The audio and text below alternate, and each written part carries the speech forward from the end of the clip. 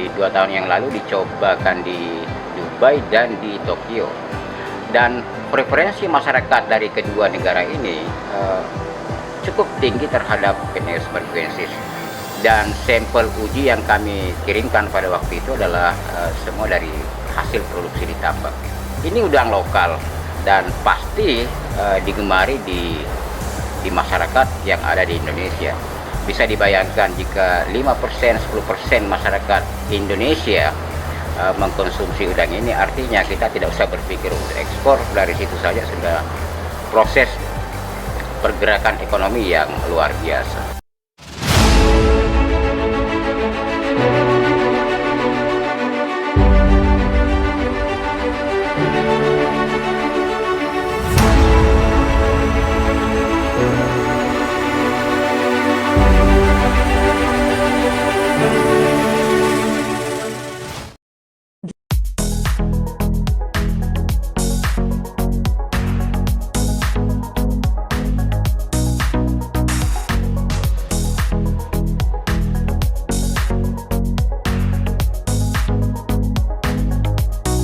Nama udang lokal diambil dari istilah untuk membedakan antara udang Faname yang datangnya dari luar dan udang asli yang ada di Indonesia.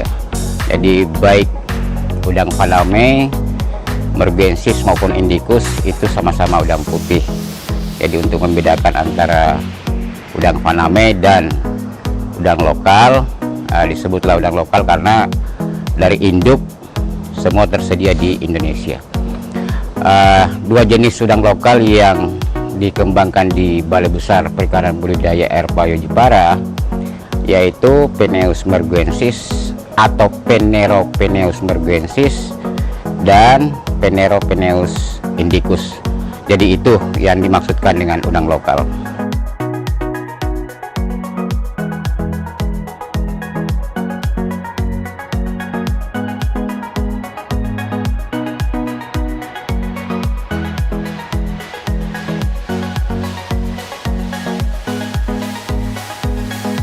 Pengembangan kedua jenis udang lokal ini dimaksudkan untuk menyediakan alternatif spesies budidaya bagi pembudidaya.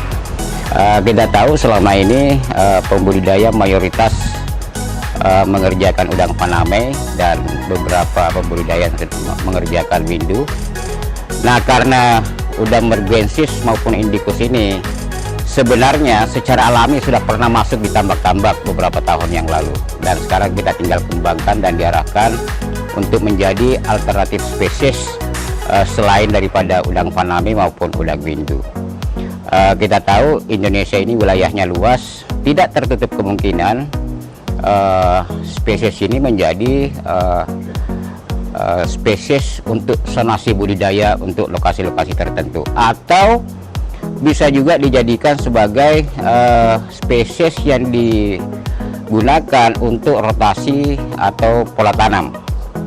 Jadi misalnya pada saat-saat tertentu untuk daerah-daerah tertentu, mungkin pada saat kadar garam rendah bisa memelihara udang windu, kemudian karena kedua spesies ini cukup tahan terhadap salinitas, bisa saja dikembangkan pada saat musim-musim kemarau. Dan yang terpenting lagi adalah Balai mengembangkan kedua jenis udang putih ini adalah dengan melihat pola pembudidaya yang ada di Indonesia. Jadi kalau kita cermati, mayoritas pembudidaya di Indonesia ini adalah berkategori teknologi sederhana atau tradisional. Ratusan ribu hektar yang terlibat di kegiatan ini, sehingga kami di Balai berpikir bahwa kalau ini bisa menjadi prospek atau kegiatan yang dikembangkan di tambak, khususnya di pola tradisional atau sederhana, tentunya secara signifikan juga akan berkontribusi terhadap produksi udang nasional. Dan kami yakin bahwa beberapa pembudidaya sudah familiar dengan udang lokal ini.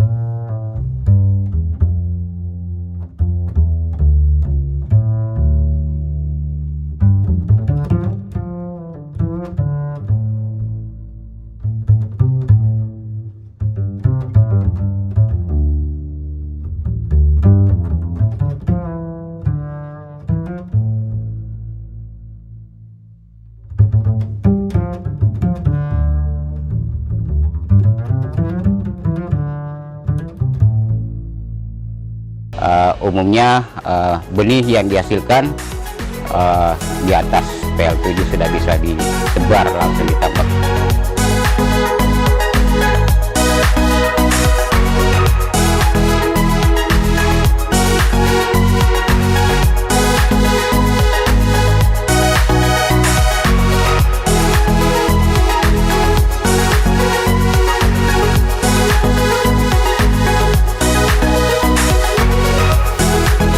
Upaya balai untuk lebih mengembangkan komoditas ini, jadi kami mulai diarahkan untuk melakukan proses domestikasi, jadi penjinakan, karena ini adalah kegiatan utama yang menjadi awal kegiatan bila mana dilakukan proses pemuliaan lebih lanjut.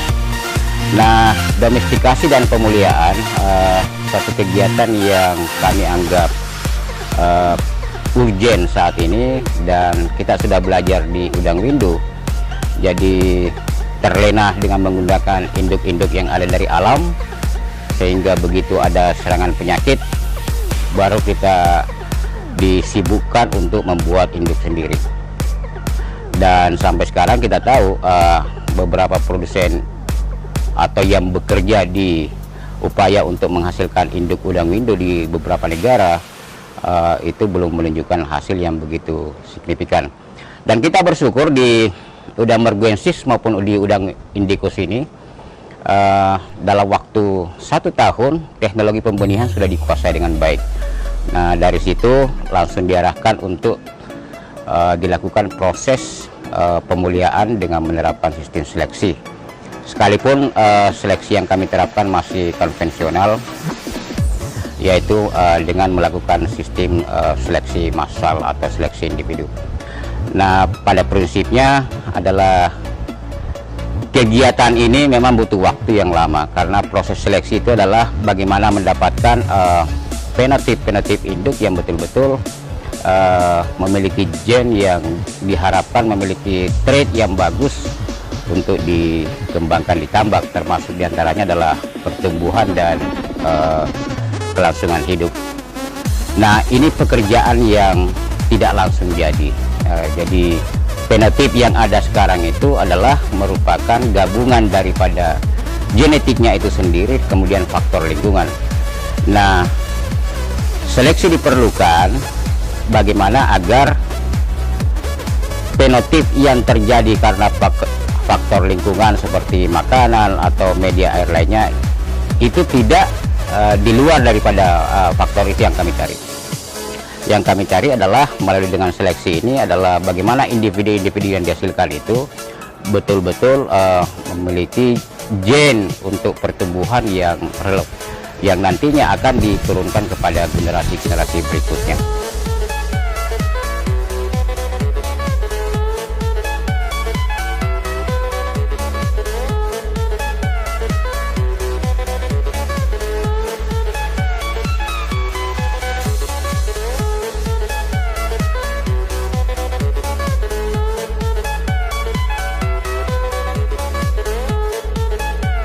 Kami mengembangkan domestikasi dan pemulihan ini, tentu dalam beberapa tahun ini kami juga perlu belajar bagaimana respon pertumbuhan itu udang itu sendiri, baik terutama di tambak.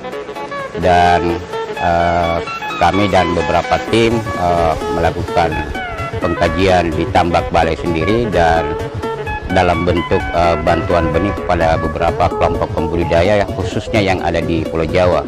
Jadi baik itu di Jawa Timur, terutama di Gresik, Jawa Tengah sendiri, dan Jawa Barat.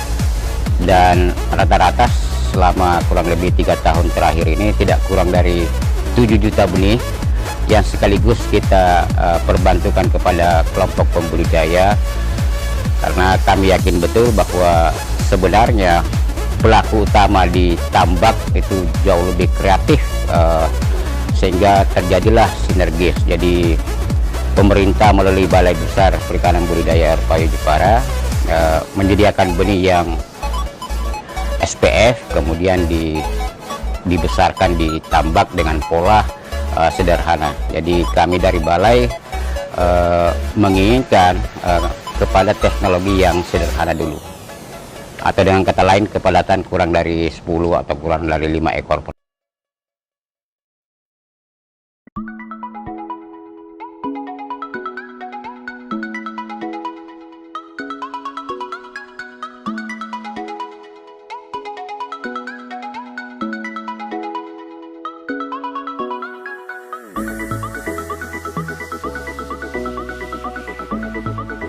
Itulah bentuk dukungan konkret pemerintah, karena kami untuk melakukan kajian di teknologi sederhana tentu terbatas fasilitas ya. Jadi sehingga dengan adanya uji multilokasi yang ada di berbagai wilayah, khususnya di Pulau Jawa ini, disitulah akan kami mendapatkan gambaran respon pertumbuhan sesungguhnya dari setiap generasi yang ada di tambak. Dan kami berharap target pertumbuhan ini tidak terlalu lama seperti yang terjadi pada Paname, sebab kita tahu Paname yang kita nikmati sekarang ini adalah kerja puluhan tahun sebelumnya. Dan mudah-mudahan udang putih lokal ini, karena dia sudah menjadi indigenous species di Indonesia, proses generasi tidak berlangsung lama untuk mendapatkan trait pertumbuhan yang diinginkan. Sebagai gambaran bahwa beberapa progres yang telah dicapai di program pemulihan ini adalah mengenai bagaimana kelangsungan hidup di tambak. Jadi udang ini cukup menggembirakan karena tingkat sintasan di tambak sudah cukup bagus. Katakanlah di atas 80%, terutama di hasil kajian di PPAP Jepara dengan penebaran di atas 30 itu sudah didapatkan. Yang lain lagi adalah faktor keseragaman, ini juga penting, dan ini juga sudah diperoleh hasil yang cukup bagus. Tinggal satu step yang kami anggap cukup penting untuk kita lakukan kajian terus adalah bagaimana mendapatkan pertumbuhan yang sekiranya mengimbangi udang Paname. Katakanlah dalam waktu 4 bulan bisa didapatkan ukuran 15-20 gram. Saya yakin untuk pelaku tambak teknologi sederhana ini sudah cukup bagus.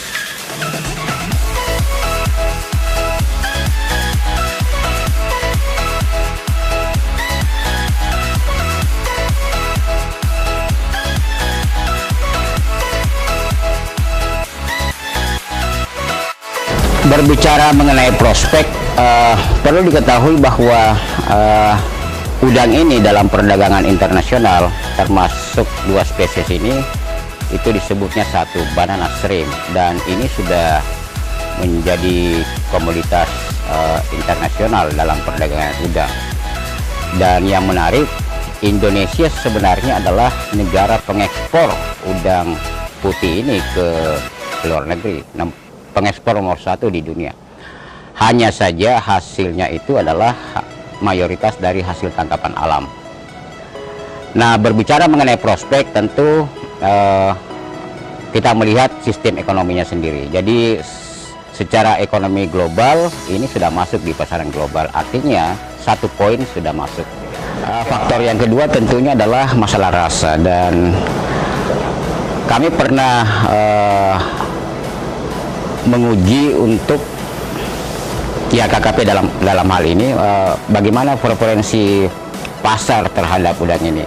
Jadi 2 tahun yang lalu dicobakan di Dubai dan di Tokyo, dan preferensi masyarakat dari kedua negara ini cukup tinggi terhadap Penaeus merguensis. Dan sampel uji yang kami kirimkan pada waktu itu adalah semua dari hasil produksi di tambak. Jadi itu poin penting. Jadi rasa sudah ada, otomatis niat untuk membeli sudah ada. Niat membeli sudah ada, pasti ekonomi berjalan. Dan yang tidak kalah pentingnya adalah bahwa ini udang lokal dan pasti digemari di masyarakat yang ada di Indonesia. Bisa dibayangkan jika 5%, 10% masyarakat Indonesia mengkonsumsi udang ini, artinya kita tidak usah berpikir untuk ekspor. Dari situ saja sudah proses pergerakan ekonomi yang luar biasa. Jadi itulah beberapa faktor-faktor lain yang menarik sehingga udang ini dikembangkan. Dan satu hal lagi yang saya ingin sampaikan adalah kita sekarang berada dalam kondisi budidaya yang sudah berada pada zona perubahan iklim global. Dan saya ingat persis salah satu penulis bahwa dalam memilih spesies budidaya yang tahan terhadap perubahan iklim adalah umumnya diambil dari indigenous spesies itu sendiri, dan kelihatannya Merguensis ini masuk dalam kategori itu. Bisa dibayangkan Merguensis atau Indicus bisa survive pada kondisi salinitas sampai 60 ppt, dan ini jarang terjadi pada komoditas-komoditas udang lain. Inilah antara lain beberapa kelebihan baik itu biologis, cita rasa, dan potensi-potensi ekonomi lainnya. Terima kasih dan mohon dukungan semua pihak sehingga mudah-mudahan target untuk menjadikan Phaneropenaeus merguensis, Phaneropenaeus indicus menjadi alternatif spesies bagi budidaya sehingga budidaya semakin berdaulat.